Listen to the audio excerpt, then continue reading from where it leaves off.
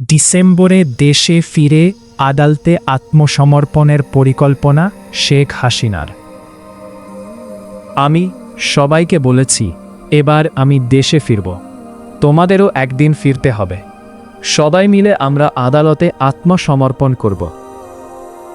মানবতা বিরোধী অপরাধের অভিযোগে ফাঁসির রায় মাথায় নিয়ে ভারতে নির্বাসনে থাকা সাবেক প্রধানমন্ত্রী শেখ হাসিনা আগামী ডিসেম্বর নাগাদ দেশে ফিরে আদালতে আত্মসমর্পণের পরিকল্পনার কথা বলেছেন বার্তা সংস্থা রয়টার্সকে। রয়টার্স লিখেছে, বৃষ্টিবত রাতে টেলিফোনে দেওয়া প্রায় ঘণ্টাব্যাপী এক সাক্ষাৎকারে শেখ হাসিনা বলেছেন, শুধু তিনি একাই নন, নির্বাসিত জ্যেষ্ঠ আওয়ামী লীগ নেতারাও তার সঙ্গে দেশে ফিরে আত্মসমর্পণ করবেন। ছাত্র জনতার অভ্যুত্থানে ২০২৪ সালের ৫ আগস্ট ক্ষমতা হারিয়ে দেশ ছাড়ার পর এই প্রথমবারের মত কোনো আন্তর্জাতিক গণমাধ্যমকে সরাসরি সাক্ষাৎকার দিলেন ৭৮ বছর বয়সী শেখ হাসিনা। এর আগে তিনি বিভিন্ন গণমাধ্যমের লিখিত প্রশ্নের উত্তর দিলেও সাক্ষাৎকার দেননি।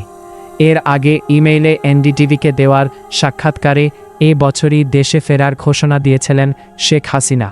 তবে এবারেই তিনি সুনির্দিষ্ট সময়ের আভাস দিলেন।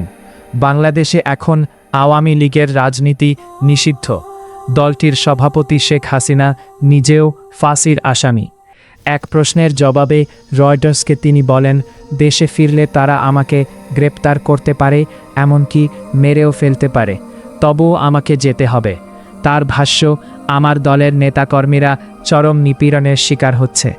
যদি মৃত্যু আসে, আমি চাই তা আমার নিজের দেশের মাটিতেই আসুক, যেখানে আমার বাবা মা শায়িত আছেন, যেখানে তাদের রক্ত ঝরেছে।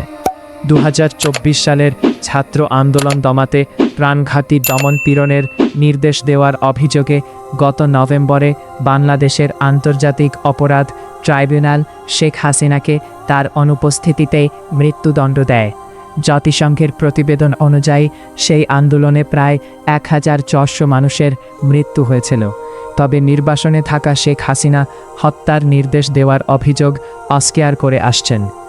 ভারত শেখ হাসিনাকে আশ্রয় দেওয়ায় দিল্লির সঙ্গে ঢাকার সম্পর্কের চরম অবনতি ঘটে।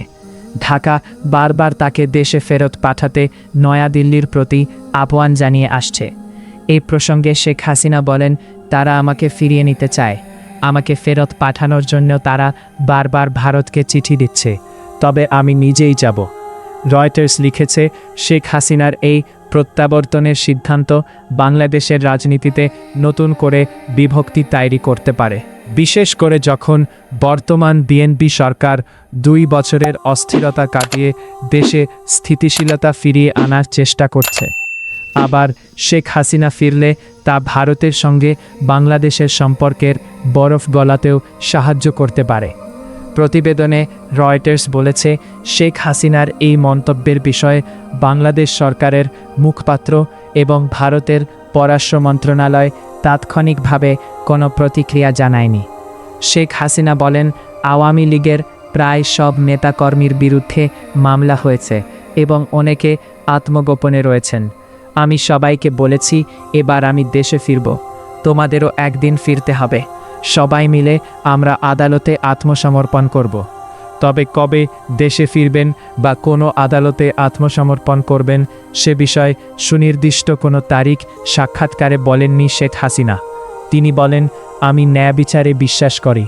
আমার মনে হয় বিচার প্রক্রিয়া শুরু হলেই মানুষের কাছে স্পষ্ট হয়ে যাবে এই আদালত কতটা প্রহসনমূলক, আর আমি সেটাই প্রমাণ করতে চাই। সাক্ষাৎকারে হাসিনা দাবি করেন, দেশে ফেরার বিষয়ে ঢাকা বা অন্য কোনো বিদেশি সরকারের সঙ্গে তিনি কোনো আলোচনা করেননি। গণতন্ত্র, ভোটাধিকার, আওয়ামী লীগের পলিটিক্যাল স্বত্বাধিকার এবং ন্যায় বিচার কোনো গোপন আলোচনার বিষয় নয়। কারাগারে যেতে হলে তা নিয়ে কোনো উদ্বেগ নেই দাবি করে ক্ষমতাচ্যুত এই প্রধানমন্ত্রী বলেন, এর আগেও তাকে বেশ কয়েকবার গ্রেপ্তার করা হয়েছিল। ১৯৮১ সালে নির্বাসন থেকে ফেরার পর সামরিক শাসনবিরোধী আন্দোলনে এবং ২০০৭ সালে সেনা সমর্থিত তত্ত্বাবধায়ক সরকারের আমলেও দুর্নীতির অভিযোগে তাকে কারাবরণ করতে হয়েছিল।